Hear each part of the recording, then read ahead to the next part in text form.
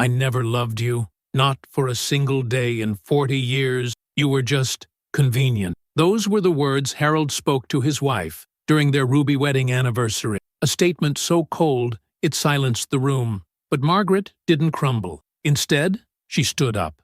And what she said next shattered everything. Secrets long buried came crashing to the surface. Her sister, Eleanor, dropped her glass with a gasp, the sharp shatter cutting through the stunned silence like a blade. What followed wasn't just a speech, it was a reckoning. Before we go any further, take a moment to write in the comments where you're watching from. Now, sit back and listen closely. The Willowbrook Country Club glowed with quiet sophistication that cool May evening. Its grand hall, bathed in the warm shimmer of chandeliers, pulsed with the soft murmur of celebration and the clink of champagne. Tonight marked 40 years of marriage for Margaret and Harold Grayson, a milestone celebrated with ruby-red roses at every table and guests who came dressed in admiration, friends, family, even public figures from town. Laughter floated like confetti, a tribute to a union that, at least from the outside, had stood the test of time. Margaret, radiant in a flowing blue floral dress and a strand of pearls that caught every flicker of light, floated through the room with polished grace. But beneath her gentle smile, something simmered, an emotion too deep to name. Beside her stood Harold, silver-haired and polished, his practiced charm hiding the tempest within. The celebration reached its peak as the couple took the stage. The room hushed, anticipation thickened the air. Then Harold cleared his throat. His voice rang out, measured but icy. 40 years, he began, his eyes scanning the crowd before landing on Margaret. And I've realized, a pause. Then came the dagger. Margaret, I never loved. Not for a single day. You were just convenient. A collective gasp, the kind that starts in the chest and shakes through the bone. Margaret's smile froze, her hands clenching the microphone as her eyes widened, caught between pain and disbelief. The silence that followed was unbearable. Then she took a breath, a long, deliberate breath, and everything changed. Margaret straightened her back, the tremble in her fingers barely noticeable now. A hush blanketed the hall, every guest frozen in disbelief. Her voice, when it came, was soft but razor-sharp. Convenient? She echoed, her eyes locked onto Harold. That's what you call me? After 40 years? She scanned the room, her eyes meeting friends and family who had once believed in the fairy tale. Then she returned her gaze to her husband. Well, Harold, if we're finally telling the truth tonight, then so be it. Her tone changed. A quiet defiance rose in her chest, decades of restraint dissolving in an instant. There's something I've been hiding too. The words landed with weight. At the front table, Eleanor, the woman who had been by Margaret's side through it all, let out a sudden, stifled cry. Her champagne glass slipped from her hand and shattered against the marble floor, the sound echoing like a gunshot. Guests jerked in their seats, heads turning as the tension thickened.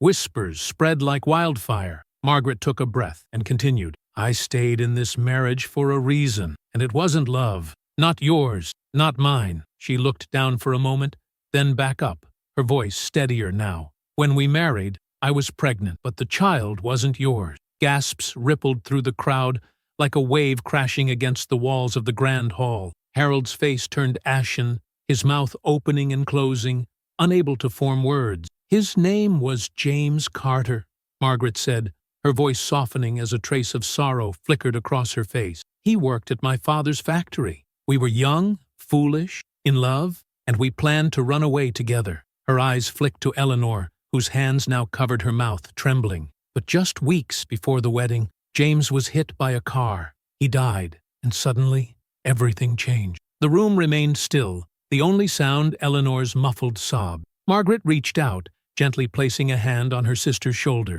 A silent moment passed between them. Then Margaret turned back to the audience. My family made me marry Harold. They wanted to save their reputation, give the child a name. And Harold, he needed a wife to unlock his inheritance. It was never about love. It was a transaction. Whispers surged through the hall. Chairs creaked. Faces turned pale. But Margaret wasn't done. She stepped closer to the edge of the stage. But what I didn't know, what none of us knew then, is that Harold had his own secret, darker one. You see, I wasn't just convenient to him. I was a shield. And tonight, I'm done protecting him. Harold took a step forward, rage rising in his eyes. "What are you playing at, Margaret?" he snapped, but she didn't flinch. "Oh, I'm not playing.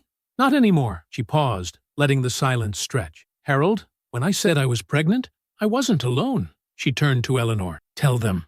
Eleanor froze. Her eyes welled with tears as she looked from Margaret to the crowd, then back again.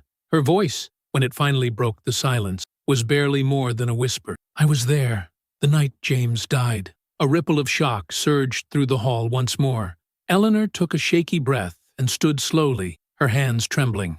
"I saw the car. I saw who was driving." All eyes turned toward her. Harold stood motionless, but his jaw tightened. "It wasn't an accident," Eleanor said, her voice growing stronger with each word. "James didn't just die. He was murdered." Gasps exploded from the guests. Someone knocked over a glass in the back of the room. Margaret nodded, her expression a mixture of pain and vindication. "That's right," she said, turning to Harold. "You didn't just take my future. You ended a life to get what you wanted." Harold laughed bitterly, a short, empty sound. "You think anyone will believe that?" But his voice cracked. "You have no proof." Margaret tilted her head. Her eyes never left his. "Actually, we do." She turned back to Eleanor, who pulled a small envelope from her clutch. "You wrote a letter, Harold," Eleanor said. "You confessed, and I kept it, along with the photos. They're with the police now. They'll be here any minute." The color drained from Harold's face. His knees buckled slightly. A uniformed officer appeared near the entrance. The room fell into stunned silence. Margaret's voice was resolute. "I found out years ago, but I stayed silent to protect Daniel, to protect Eleanor. You used your power, your money, your threats, but that ends tonight." At that moment, a man stepped forward from the crowd. He was tall, broad-shouldered, with sharp blue eyes and a jawline that mirrored Margaret. The room seemed to hold its breath. "I'm Daniel," he said, his voice calm and unwavering. "The child she carried, the one Harold claimed as his own. My real father was James Carter, and my mother, she raised me in truth. Tonight, we take that truth back." The guests watched in stunned silence,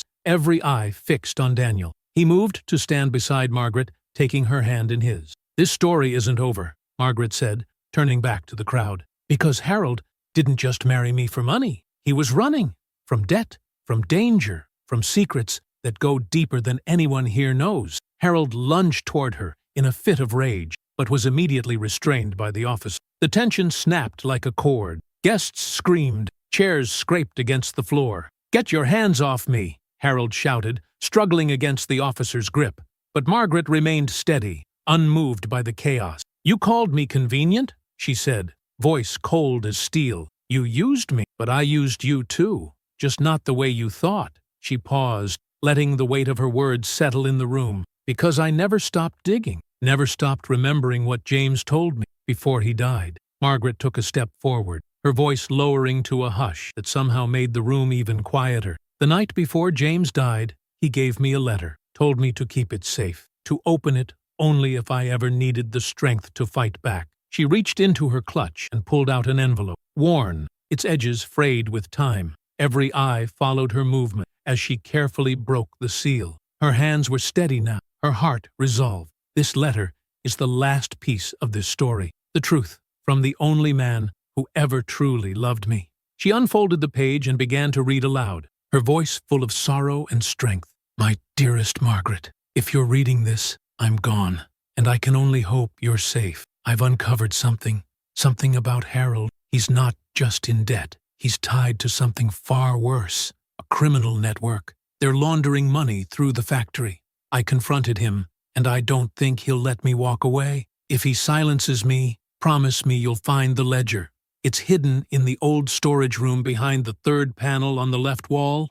Use it. Use it to protect our son. Use it to destroy him." Margaret looked up, tears in her eyes, her voice still unwavering. "That's why Harold killed James. That's why he married me, to keep this hidden. But I found the ledger years ago." An officer stepped forward from the edge of the room, holding a thick, leather-bound book. He handed it to Daniel. Daniel opened it and held it up.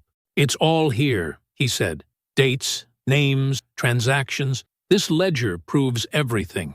My real father died trying to expose a criminal. My mother kept his promise alive, and tonight, justice is finally here." Applause broke out, hesitant at first, then building like a wave of relief and support. But Margaret raised her hand, and the room quieted again. "There's one last thing," she said, her voice soft now. "James wrote a postscript at the end of his letter. He told me if I ever found love again, I should take it, because he would want me to be happy." She looked at Daniel, then at Eleanor, her voice trembling with emotion. "For 40 years, I thought staying with Harold was the sacrifice I had to make for our son. But now I understand. Love doesn't ask you to suffer. It asks you to choose truth." The three of them, Margaret, Daniel, and Eleanor, stood together, arms linked. As they turned to leave the stage, the camera lingered on the empty spot where Harold had stood, now nothing more than a shadow of a man unmasked. The ruby-red roses around the hall, once symbols of celebration, now whispered of a legacy reclaimed.